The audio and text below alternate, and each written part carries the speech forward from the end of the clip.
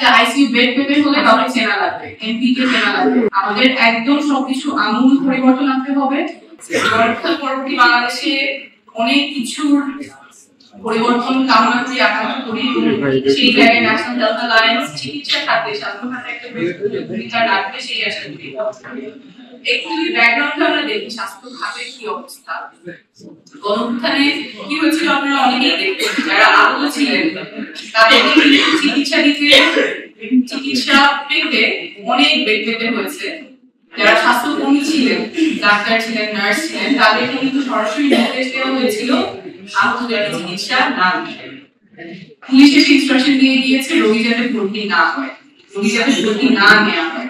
DGFI, NSI থেকে শুরু করে অনেকে চাপ দিয়েছেন যাতে ডাক্তাররা এবং স্বাস্থ্যকর্মীরা তাদের যেটা কাজ, আহতদেরকে সেবা দেওয়া, সেখান থেকে তাদেরকে বাধা দেওয়া হয়েছে এবং এই নির্দেশ না মানলে ক্রিমিনাল মামলা দেওয়া হবে, সেই ফেরত দেওয়া হয়েছে। এইটাই ছিল আমাদের বাস্তবতা গত বছর জুলাই আগস্টে।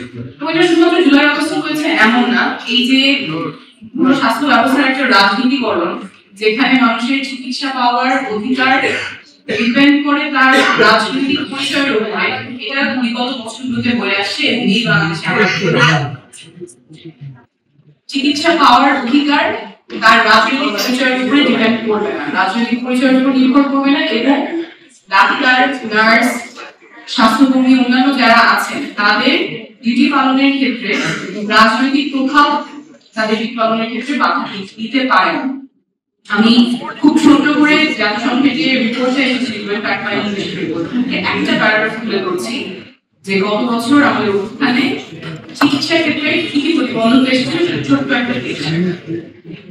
Many injured protesters, especially gunshot victims, were denied potentially life-saving medical care, in particular by private hospitals and clinics that proved to be more susceptible to pressure and intimidation exerted by security forces and intelligence services.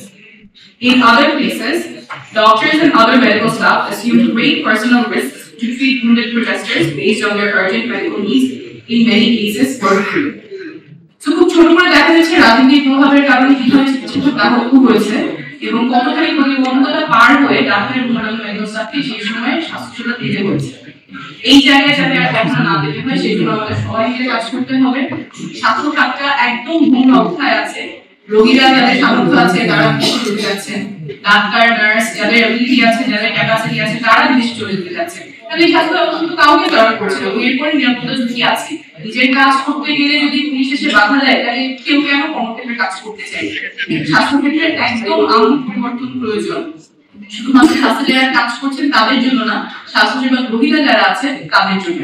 কারণ এই স্বাস্থ্য ব্যবস্থা কোথাও কাজ করছে না। আপনারা আজকে ঢাকা মেডিকেল কলেজে গেলে দেখবেন কিভাবে মেঝেতে একটা জায়গায়, যেখানে একজনের শোয়ানো জায়গায়, সেখানে 2-3 জন শুয়ে চিকিৎসা দিতে হচ্ছে। অনেকে অবাক হয়ে যাবেন যে 25 সালে এসে টার্সিয়ারি মেডিকেল কলেজ হসপিটালে এই অবস্থা। আমরা তো সুস্থ অবস্থায় মেঝেতে শুয়ে, কিন্তু অসুস্থ অবস্থায় যেখানে আমার খুবই ক্রিটিক্যাল কন্ডিশন, সেখানে রোগীদেরকে মেঝেতে দিতে হচ্ছে।